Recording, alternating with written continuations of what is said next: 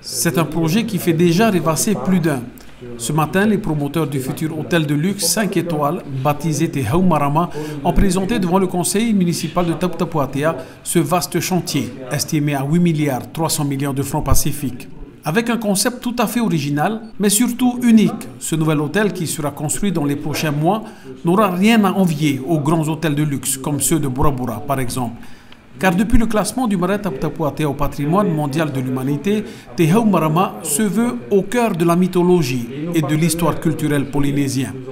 Tout le monde attend avec impatience un boom économique sur le tourisme notamment, parce que c'est notre première ressource économique.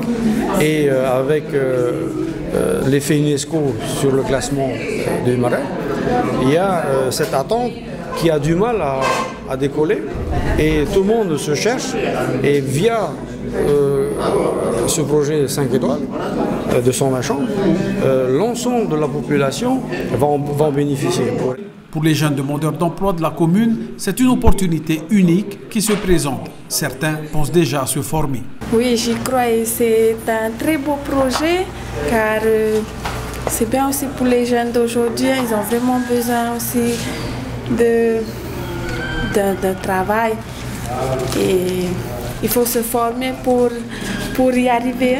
Bien que certains se voient déjà œuvrer au sein de l'établissement, d'autres y voient une occasion de développer leur propre activité autour de ce projet.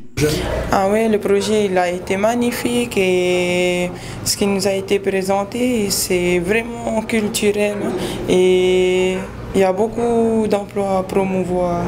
On peut aussi avoir nos projets nous-mêmes, l'artisanat, les taxis ou autre chose, et même la pêche. Je pense que c'est un très beau projet, parce que ici, bon, comme eux ils ont dit, c'est unique. Moi, je fais des tours aussi en bateau pour des excursions de tour de Taha. Comme il y a un projet qui va se mettre, peut-être que je vais m'y mettre aussi avec les excursions qui est proposées. Face aux inquiétudes de cette jeunesse en quête d'un emploi, les promoteurs l'auront très bien compris. Étant eux-mêmes originaires de l'île sacrée, ils promettent de favoriser l'emploi local. Mais l'idée, c'est de faire travailler l'ensemble des acteurs locaux en priorité, non seulement sur le chantier, mais aussi en période d'exploitation, où il y aurait 200 emplois directs de créer durant la phase d'exploitation. Et l'objectif, c'est de prendre majoritairement les gens de Raiatea avant d'aller chercher ailleurs. Mais pour cela, il faut faire des formations s'il n'y a pas les personnes qualifiées. Et pour marquer son authenticité, les promoteurs misent sur la culture. Un village du triangle polynésien avec un planétarium seront intégrés au projet.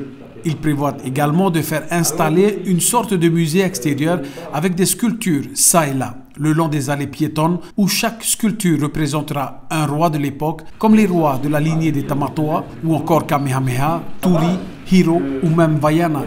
Autant de personnages qui auront marqué les fondements de cette culture maori de Raiatea.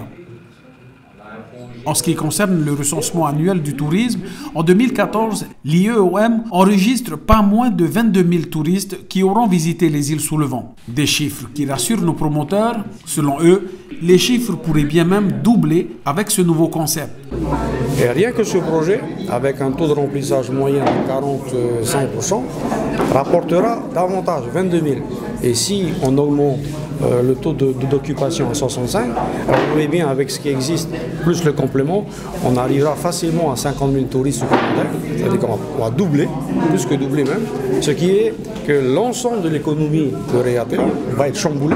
Il faudra se préparer à nourrir les touristes, mais nourrir bio, parce que Raiatea, par définition, le maire Tapu Tapu Atea, Thomas Motam, a lancé cette idée d'agriculture bio.